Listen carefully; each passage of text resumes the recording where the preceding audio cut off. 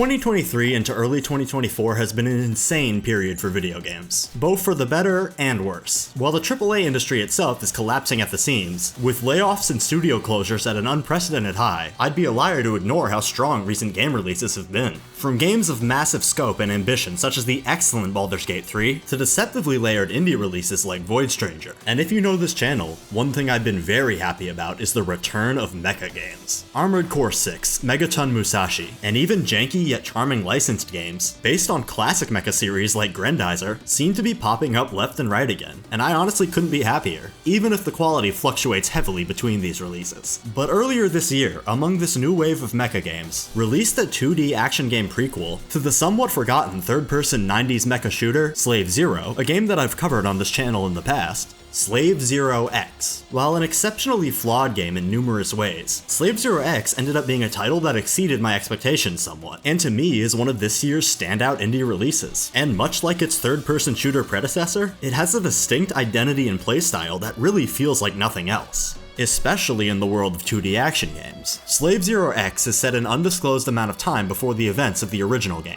during a period on Earth where the Sovkhan, the corporate dictator from the first title, was at the peak of his power, controlling the world with an iron grip from his palace within the megacity S2-4. The resistance fighters, known as the Guardians, the same group from the original game, are outnumbered and completely outclassed. That is, until they get their hands on a prototype exoskeleton slave unit, known as X, a biomechanical, symbiotic exoskeleton with a mind of its own, that fuses with its pilot as a suit of power armor. You take the role of Sho, one of the strongest warriors within the Guardians who's defected from the organization, as he's stolen and combined himself with X in an attempt to gun straight for the Sovkhan's head, on a bloody quest for revenge over the death of the late Guardian Isamu. The story of Slave Zero X is far more present and actively in your face than anything in the original game. In fact, Slave Zero X in many ways feels like a direct inverse of the original 90s shooter, with this going even further beyond its complete change in genre. Slave Zero X had a polar opposite development cycle compared to that of the original title, where Slave Zero's development was a tragic case of publisher interference and artistic compromises, washing away much of the dev team's original vision, that still admittedly resulted in a pretty solid game. Slave Zero X, right from its point of origin, was an entirely different story.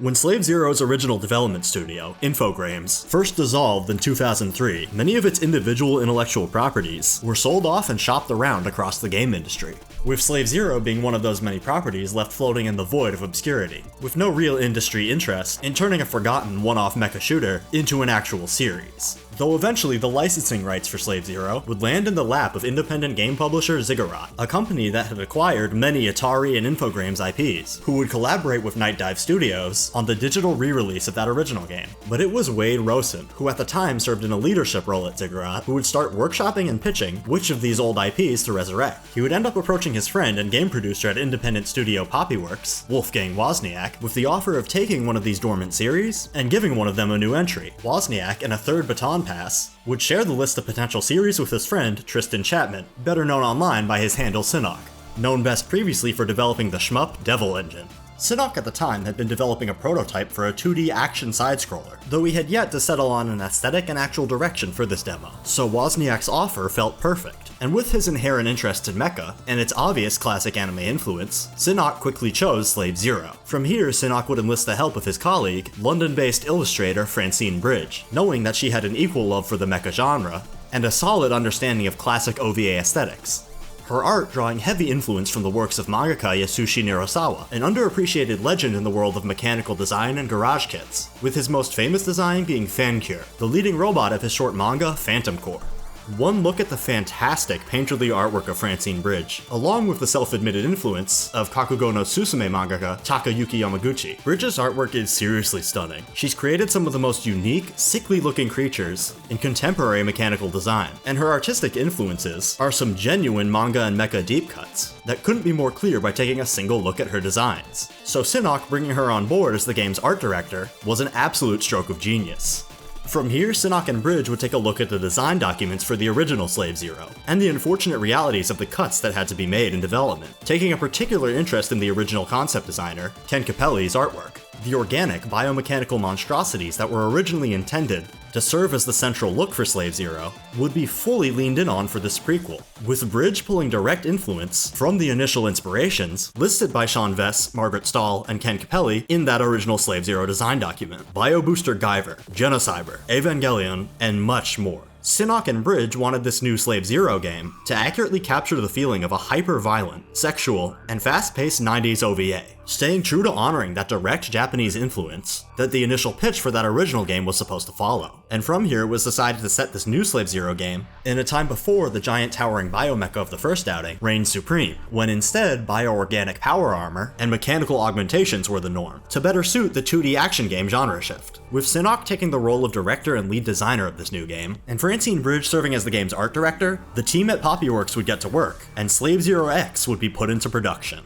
Though a very minor snag would be hit along the way. While Francine Bridge created the outline for the game's story, as well as handling plenty of the back-end world building to make sure that Slave Zero X's setting fit within the world and lore of the original game, tackling everything from the dark matter embryos, as well as fleshing out Sovcon's backstory, to be more than just the leader of the Asian Megacorps. Though despite all this effort, the player character, Sho, as well as his story, and an actual central driving narrative, was yet to fully be decided on. This is when a writer from the most unlikely of places would join the team.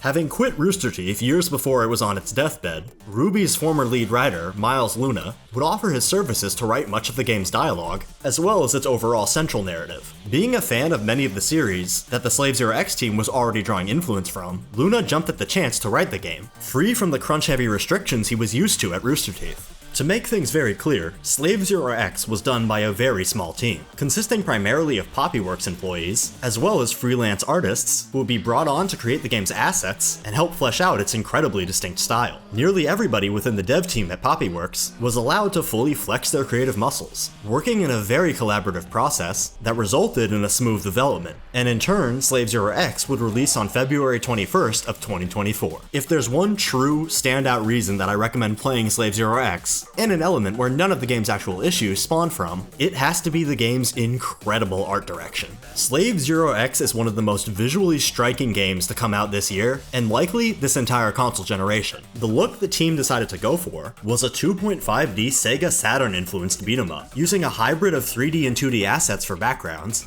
and flat 2D sprites to represent characters. To further bolster the accuracy to this late 90s look, all of the game's 3D assets would be created in Quake tools, with Quake modder Kebby being brought on to lead the technical side of things. Because what's a better way to capture the look of a late 90s video game than actually designing assets using the mod tools of a game from that era? And with its highly detailed sprite sheet serving as the foreground, Slave Zero X ends up looking like a remaster of a lost Sega Saturn game. Add the game's usage of dithering on top of that, and bright, vibrant color palette, and it could look right at home next to games like Guardian Heroes. And all of this is only on the technical side of things. The actual visual direction itself is something to behold. The megacity of S2-4 in Slave Zero X is immensely oppressive. Streets layered with heavy doses of grime, graffiti, thousands and thousands of billboards of darkly humorous advertisements, and dim irradiated lighting helps immediately sell the disgusting living conditions and urban decay of the city's residential centers. This serves an excellent contrast to the gaudy gold-plated megatowers of the upper city, as well as the Sovcon's putrid palace. All of the hyper-decadence and ego-stroking of the Sovcon, looking like it came straight out of a Liberace nightmare. The game strikes an excellent balance between disgusting and gorgeous, with the pulsating bioorganic masses of the game's fourth stage being my personal favorite, an area I really think you need to see to believe. All I can say is that I would describe this area as the meat caves. The world of Slave Zero X is just familiar enough to those who've played the original, with just the right amount of variance to give the identity of Megacity S2-4 its own flavor compared to 1-9 of the original game, which had a far more industrial, neon-lit glow in comparison. All of this is of course without praising the phenomenal sprite work, courtesy of excellent sprite artists and 2D animators such as Animated Taco.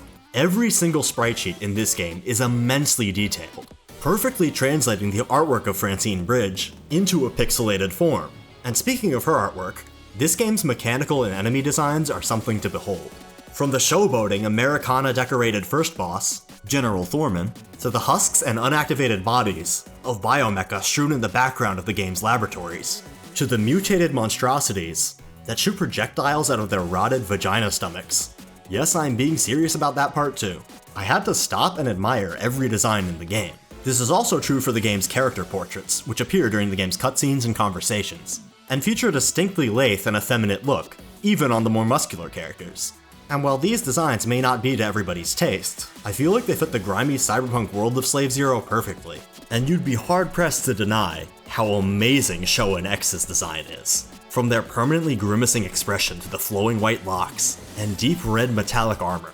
This is a protagonist design that's going to stick with me for years to come. I could likely go on for an entire half hour, purely praising the game's aesthetics. That means everything from its hypnotic skyboxes to the animations on the game's many enemy types, which is why I'm very thankful that the game has a minor camera control, letting you really drink in how much work this game's team put into making it a visual marvel. So if I have nothing but praise for the game's visuals, where do my criticisms fall? Well, Slave Zero X is a game that plays well, but at times feels like it's trying to have its cake and eat it too. The combat for Slave Zero X centers around a typical X for light attack, Y for heavy attack combo system, with an EX meter for stronger combo extending moves, canceling aplenty, 4 types of throwing attacks called ordinances, to serve as another good means to carry a combo forward, a burst attack to knock back groups of enemies in a cinch, and a devil trigger equivalent you can activate when your meter hits 100 called Fatal Sync. The game has a wide breadth of tools that eclipses that of most 2D action games. Sho's offensive abilities are immense, and really encourages you to keep that combo meter going during the game's encounters. And with a forward input parry, allowing you to block every single attack in the game, getting into the flow of things should make you feel like an absolute beast. And in encounters with smaller groups of enemies, and during boss fights, this absolutely is the case. With a toolkit heavily influenced by fighting games like Guilty Gear and Street Fighter, just with simple mono-directional based inputs to compensate for the number of enemies on screen, and a lightning fast combo meter that expects you to react and taunt instantly to keep that bar moving, and certain hidden special moves that only activate through specific inputs, at its best, Slave Zero X has a hypnotic, ultra-fast combat loop that makes it feel like the distant cousin of Strider 2, just with a far deeper combat system. Where the game's systems start to buckle under their own weight and lead to outright frustration is in its surprising and somewhat arbitrary forms of player restriction. These come in the form of 4 major setbacks to an otherwise excellent action game. 1. The game's poor tutorialization and miscommunication on how it's actually meant to be played. 2. The game's abysmal scoring system. 3. An outright bad leveling and currency system. And 4. A problem I'll refer to as, bro, I can't see what's happening. Going down this list, the issue with the game's tutorialization is that the initial tutorial screen at the start of the game, that goes over all of its central mechanics, doesn't actually communicate how you're supposed to approach fights in this game. Slave Zero X is a game that throws as many enemies on screen as possible, and with a moveset as quick and vicious as Sho's, this shouldn't be a problem. The issue comes in the form of how you're actually supposed to control enemy crowds. What the game tells and signals you to do is keep center screen and compartmentalize and separate groups of enemies, keeping one group to one side of the screen and the other group to the opposite. This works for the game's deceivingly easy first few stages, which allow you to simply X-button mash your way through them. What's actually the optimal way to play the game is to kite the entire group of enemies to one side and throw down on them like you're playing a Muso. Though with the rate of enemy spawns, as well as the variety of locations they jump in from, this isn't made particularly clear by the game itself. While this wouldn't be a big issue anywhere else, Slave Zero X is a punishing game. With no difficulty option, it expects you to get good. Enemies can quickly rip Sho apart and stunlock him into oblivion. Your health bar will be gone before you know it, and again, that's okay. And once you figure out that the game never explains proper enemy placement and kiting to you, and you learn to adapt yourself, everything should be smooth sailing, just requiring great reaction time and an understanding of its combat loop. But this is where the game's other 3 issues rear their head. The game's scoring system is nonsensical. Ideally, getting an S rank should come down to your variety of combo usage, as well as the frequency and length of your combos. Unfortunately, Slave Zero X decides that the entire crux of your rank is mostly based on how much damage you take. The absolute befuddlement I felt when I got a D rank in style on certain encounters. With a poor max combo, but completely avoided damage leading to me getting an A rank, it led to a couple big eyebrow raises. With the amount of enemies on screen in this game, and the less noticeable chip damage that Sho will accumulate across stages, It feels completely unreasonable that you can tank a run and end up getting a B rank after getting nicked in the arm a few times by attacks you can't even notice. This doesn't actually make the game harder, it just makes getting an S rank arbitrary. You don't actually need to get better at the game's combo system or variety. Mashing X while completely avoiding enemy damage is actually the best way to accumulate an S rank, even if repeating the exact same move over and over again causes a soft lock to happen. The game just doesn't do a good job rewarding players for exploring the breadth of its combat system. Though it doesn't have to be this way, a future balance patch could easily address this issue, and completely fix the scoring system. And honestly, I do have a feeling that will happen at some point. It's just for now, understand that the scoring system in this game is pretty wonky. And speaking of things that need to get patched, the currency and unlock system in this game is a bit on the annoying side. It follows the typical structure of most action games, where after a stage you can go into the shop and oh my god, it's Morshu. Anyway, yeah, you buy upgrades to Shou's health, his meter, as well as the amount of ordinances you can carry at a time. What makes it different from other action games is that you don't unlock any new moves. Shou's entire kit, minus some of the ordinances, is available to you from the start, which again, should be a good thing. The issue is the amount of currency needed for these upgrades is ridiculous. Currency that frankly the game's aforementioned flawed scoring system will not provide you with. And having to spend money at the start of every new stage to refill your health, ordinances, and meter sets you back even further in the leveling process. It ends up making everything turn into a bit of a grind that it doesn't need to be. I don't want the game to blatantly give me handouts. The issue is, in communication with its bad scoring system, its currency and upgrades get kneecapped as well. But again, this is something that can easily be addressed in a patch. What can't be addressed as easily is the game's fourth and biggest issue, I can't see. Now I'm gonna keep this brief. With the amount of enemies on screen at once in Slave Zero X, having sprites overlap each other the way they do, completely obscuring your field of vision and straight up drowning Shou out of the image, is just ridiculous on a new level, and makes the game's otherwise fair difficulty feel completely arbitrary. If the cause of a piece of unnoticeable score-ruining chip damage cannot be noticed 90% of the time, and enemy animations are bleeding into each other to a point where I can't count any of them, I'm sorry, but that is a problem. This was even worse at launch when plenty of the game's visual effects, such as the screen going completely black, flashing lights, and certain VFX during set pieces, couldn't be disabled. That's been patched since then, but the way in which enemy sprites overlap and completely drown out an image really should be addressed. Again, the game's combat system is solid, and provides you with plenty of tools. It's just frustrating that that really solid central loop gets bumped down a bit by some of the game's more frustrating design elements. What also doesn't help is that Game Maker is frankly a fickle engine, and Sinnock himself will admit this. The game is a shocking case of works on my machine for the PC port, though patches for these issues have been pretty frequent, so by the time this video goes up, this might not even be a problem anymore. Beyond its solid gameplay layered under some frustrating system choices, and its phenomenal art direction, Slave Zero X features a pretty decent narrative as well. Shou's bloody revenge tale is nothing groundbreaking, but for what it is, it's told quite well. Mainly communicated through flashbacks, set in between each of the game's 6 central zones, as well as ambient dialogue between the characters spoken throughout stages. And unlike the issue in the original Slave Zero, where you couldn't hear a word of what the Guardians were whispering into your ear, there's subtitles and character portraits in Slave Zero X to make it much easier to follow, meaning that you won't miss any of the plot beats. Which can be both a blessing and a curse, because the dialogue in Slave Zero is a bit of a coin toss in quality. At its best, which is really Shou's interaction with the game's bosses, as well as his shifting relationship with X, the dialogue ranges from sharp, quick-witted, and funny, to surprisingly sweet and vulnerable. The game also knows how to handle the gay love story that undercuts the entire central revenge plot, with a surprising and very welcome level of tact that instantly had the Korean Fujoshi fan artist drawing yaoi,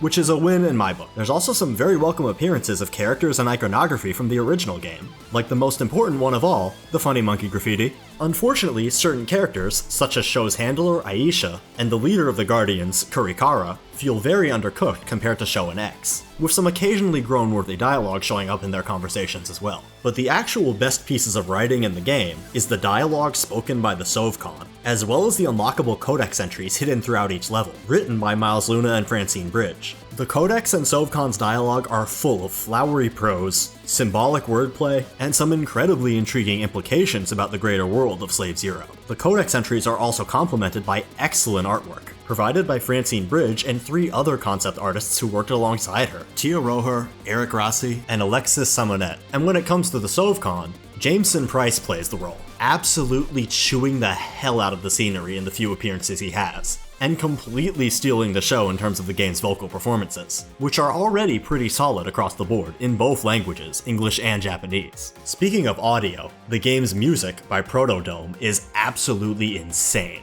pulsating through every level with a blood-pumping electric flow that perfectly complements the speed and power of Shonen X. With what I can easily call the best art direction you'll see this year, a satisfying and fast-paced gameplay loop that's unfortunately slightly hampered by some odd decisions, and a story that was quite a bit more noteworthy than I expected, Slave Zero X is great. I expected that I would like the game, but I ended up enjoying it way more than I thought I would. And it's genuinely one of the standout indie titles this year. It's a rare case of a game that's made by a small, very passionate dev team that went unrestricted by its publisher. The game feels like it achieved everything it set out to do, and that's pretty rare these days. And for $30 and packed to the brim with unlockable visual filters, as well as some great unlockable color palettes for show, including a Guyver one called Dark Hero, which is obviously my favorite, a robust challenge tower mode, a solid art book pack-in, and a free mod for Quake using Kebi's assets called Episode Enyo, centering around one of the game's bosses, the game and its surrounding material makes for a surprisingly fat amount of content. And I love me a game that's fat with content,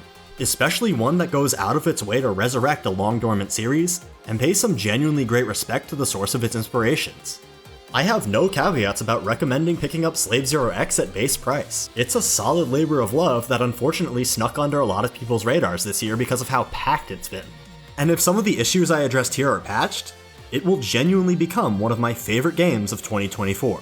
Despite its complete shift in genre and visual direction, X keeps the memory of Slave Zero very alive.